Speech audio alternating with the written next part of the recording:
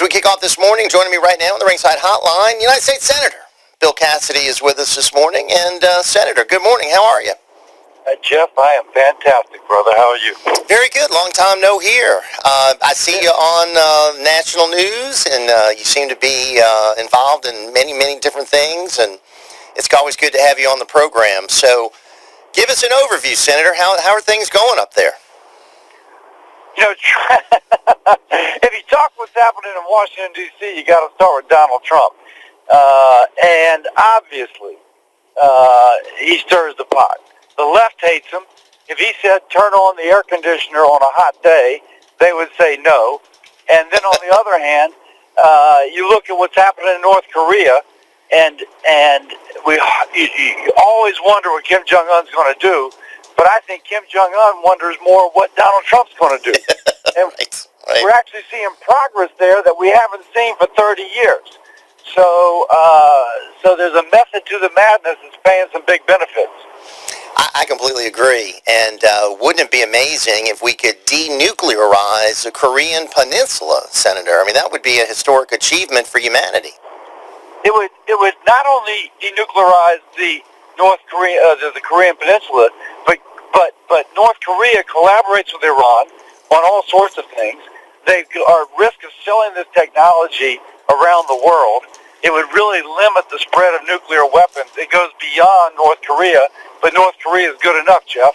And if Trump gets this done, he should get a Nobel Peace Prize. I agree. And he would actually deserve it, as opposed to a previous president who received one. I think you might have read my column at townhall.com. That's exactly what I said, Senator. And I'm still amazed that the last president got one after 11 days in office. But that was still amazing. Let's talk, if we could, about the French president. You had a chance to visit with him, and that was a big, impressive state dinner. And tell us how that went.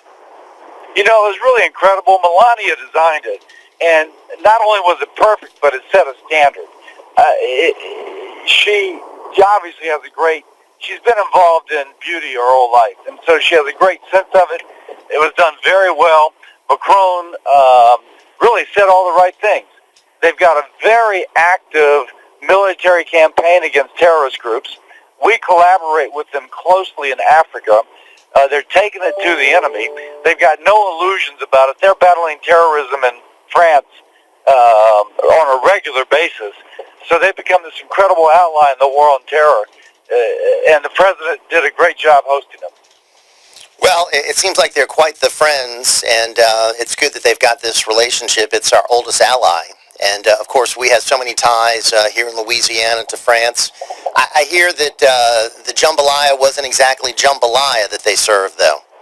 Yeah, well, it was great food. Believe me, the food was fantastic. But I keep on thinking, you know, this isn't what I thought it was going to be. Right. But, you know, I'm not nitpicking. I'm just telling you it was different. Now, I wanted to talk to you about some of these nominations. Of course, I was pleased to see Mike Pompeo be confirmed as Secretary of State. I know you supported him. What happened with the VA Secretary? I'm still confused as to whether these allegations against him were legitimate or not. He dropped out. Now there's, I guess, an opening there. President seems to be pretty hot about how he was treated. What's your take on it, Senator? A couple things. We don't know if the allegations are true. Some of them were verifiable. So, for example, allegedly he wrecked a Secret Service car. There should be a, ticket. You don't just wreck a government vehicle and walk away from it. But that was never done. But he did drop out. Obviously, at some point, it just wasn't worth it to him. The president was upset because this information was made public. Ideally, it would have been handled privately. Would have brought him in. Listen, either we got the goods, or the goods show that nothing happened. But once it was released, that kind of changed the dynamic. Now the president is upset about that. On the other hand, the acting secretary has strong New Orleans ties.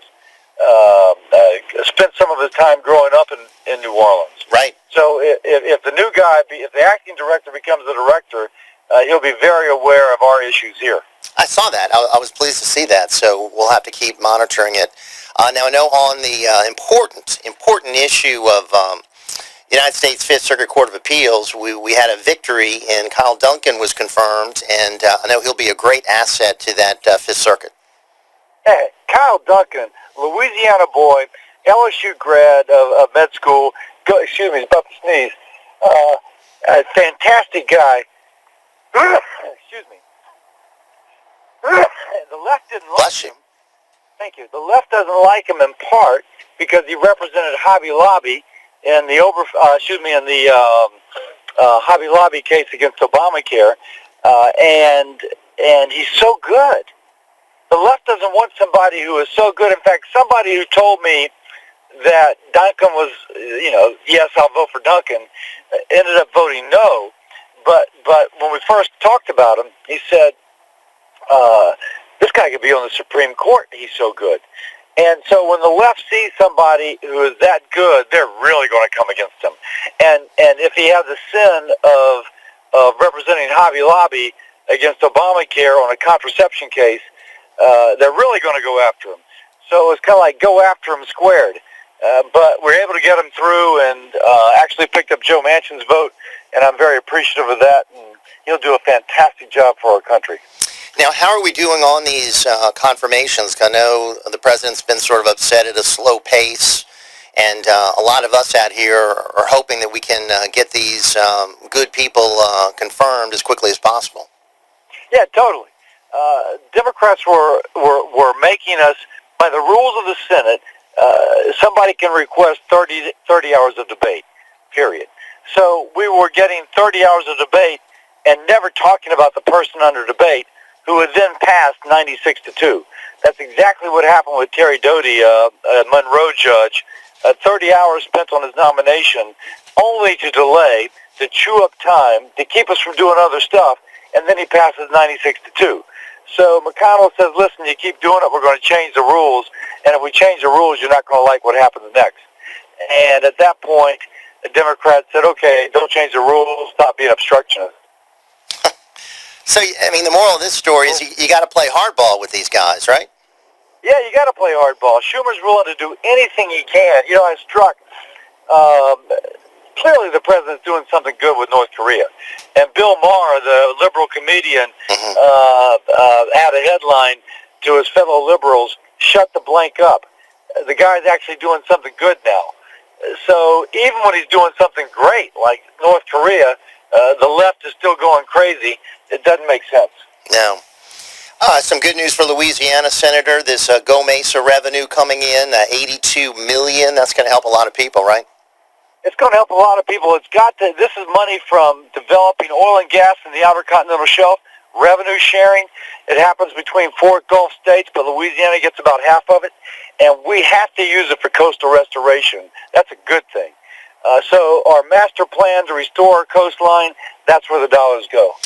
We've got how are we doing as far as the coastal restoration effort? I mean, this is great that we're getting $82 million, but it's a multi-billion-dollar project, right? It truly is. On the other hand, we got different pots of money.